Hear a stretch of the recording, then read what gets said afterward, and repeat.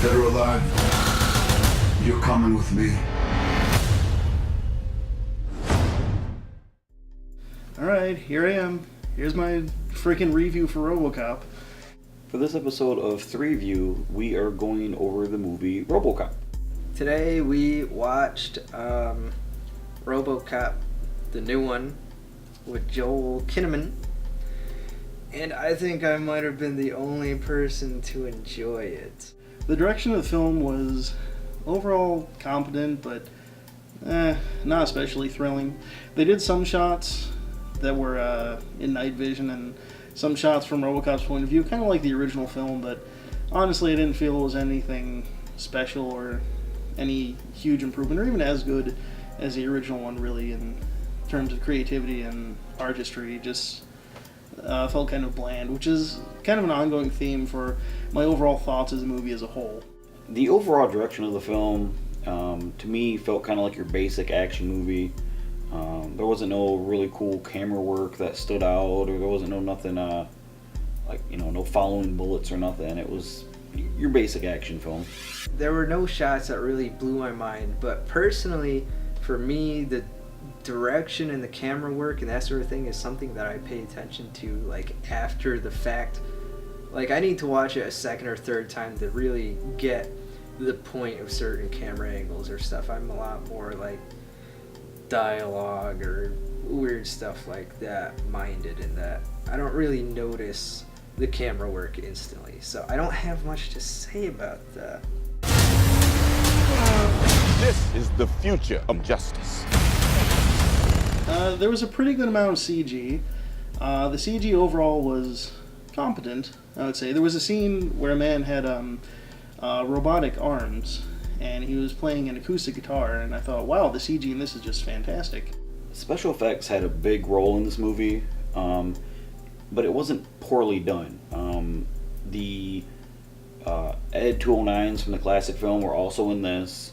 There's a lot of humanoid robots as well. The CGI, there's a part where it shows RoboCop all torn up and broken in like a Frankenstein, where all he has is his head, his his chest cavity. You can only see lungs, but I'm pretty sure, I mean, the lungs are pumping, so there's got to be a heart too, but you know, that sort of thing, and his hand. There wasn't a whole lot from the movie that I think will stick with me afterwards, or anything that I thought, wow, that's pretty interesting, except for one scene when they take RoboCop out of his shell just to show him how badly he was injured, and he's simply, spoilers I suppose, he's simply a head with a brain in a case, lungs, throat, heart, and a single hand, which is no longer attached. That's all that's left of his body. And the actor, I thought, did a good job of portraying the horror of being destroyed as a human being. He said something along the lines of, there's nothing left, there's nothing left of me. And I thought that was kind of cool. I didn't think he did a particularly good job of showing some of his horror and regret at being turned into a robot, cyborg, later on. I guess overall he did fine. The makeup in this was kind of basic. Wasn't really a whole lot, nothing special. Like, if you compare when he doesn't have his face mask on, it's basically looks like he's wearing like a metal suit. If you look at the classic, when he took his helmet off, it literally looked like his face was over metal and like wires sticking into it and stuff. So visually it was more sleek, more modern, but it also took away from that, oh, he's a robot feel. I liked a lot in this one, they had a lot more kind of scientific aspects to RoboCop himself. It wasn't just, he's a computer now. They kind of went into, how it worked in his brain, how it worked as a computer program, and the ways they kept him alive and regulated his symptoms and that sort of thing.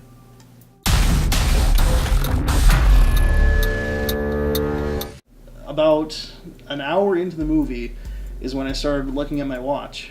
And then I would go through bouts of looking at my watch and just becoming frustrated as the movie went on.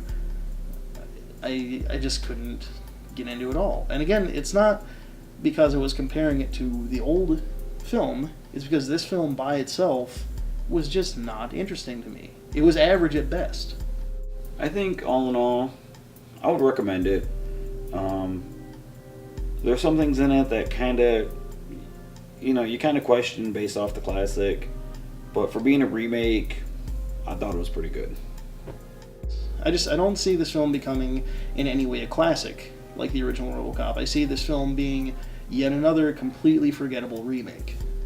It's RoboCop for 2014. It has nothing to do with 1987. It is 2014, and that's the issues that RoboCop is taking a look at. So for that, I recommend it. I personally would not recommend this movie. I wouldn't recommend it against the old RoboCop especially. And I wouldn't even recommend it if you've never seen any of the RoboCops, because I think it was just kind of boring.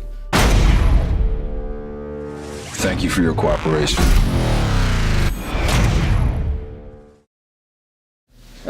That's it for my RoboCop review. I gotta get out of here because the Tigers are playing tonight. Never miss a game.